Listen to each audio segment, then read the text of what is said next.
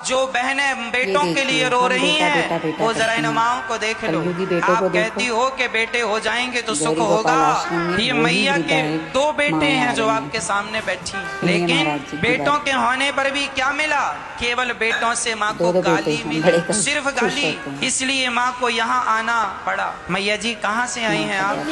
तो दिल्ली में कहाँ रहती हैं मैया जी आप? जगीर नगर उस्मानपुर। तो मैया जी दो बेटों के होने पर भी आपको यहाँ क्यों आना पड़ा? मेरी कदर नहीं करते, मुझे रखते नहीं, मेरे सामने बैठ के खाते रहते हैं, मैं पागल की तरह बैठी रहती हूँ। माँ के सामने बैठ के बच्चे खाते हैं और भोजन को भी नहीं पूछते, जबकि माँ का शरीर इतना बूढ़ा हो चुका है। तो आपके दो बेटे हैं, तो कोई एक बेटा तो ये बोल, एक भी इस बेटे ने ये नहीं कहा कि माँ हमारे पास आओ हम सेवा करेंगे? छोटा बेटा कहता है, लेकिन उसकी बहू बहुत खराब है। वो कहती है मेरे पास मरता ना, नाले में डूब के मर जाना, जमुना में डूब के मर जाना। छोटे बेटे की बहू कहती है नाले में डूब के मर जाओ, और बड़े बेटे ने नहीं कहा कि आप यहाँ रहो हमारे पास? बड़ा बेटा कहता है निकल जाओ मेरे घर से, मेरे कपड़े फेंक दिए उसने उठा करके। बड़े बेटे ने माँ के कपड़े उठाकर बाहर फेंक दिए, कहा निकल जाओ।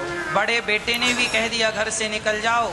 छोटे बेटे की बहू ने कह दिया नाले में कूद के मर जाओ। इस उम्र में जब ठीक से खड़ा नहीं हुआ जाता, इस उम्र में जब शरीर जर्जर हो गया है, तो बताओ फिर दो बच्चों को माँ बाप क्यों पैदा करते? इसीलिए ना कि इस उम्र में ये सहारा बने, इसलिए तो पैदा नहीं किया कि तुम बड़े हो के मेरा बोरिया बिस्तर सामान बाहर फेंक दो। सारी जिंदगी जो माँ अपने बच्चों को अपना मेरा बेटा मेरा बेटा मेरा बेटा कहती थकती नहीं थी, उन्हीं बच्चों ने आज सामान बाहर फेंक दिया। निकल जाओ मेरे घर से। क्या यही न्याय है इन माओं के साथ? माँ का तो दिल ना दुखाओ जिसने तुम्हें जन्म दिया है, और वो भी इस उम्र में चलने फिरने की हिम्मत नहीं है। जब बच्चों की जरूरत होती है, जब बच्चों के सहारे की जरूरत होती है माँ को, तब बच्चे अपनी माँ को घर से निकाल देते हैं। कितने बच्चों ने इसलिए निकाल दिया कि माँ पैसा दो। कहाँ से लाएगी माँ पैसा? कहाँ से देगी तुम्हें पैसा? सारी जिंदगी दिया तो सही, अरे तुम्हें जन्म दे दिया है, मनुष्य के शरीर में लाकर खड़ा कर दिया, क्या ये कोई पैसे से कम था? लेकिन बच्चों का तो पेट भरता ही नहीं। पता नहीं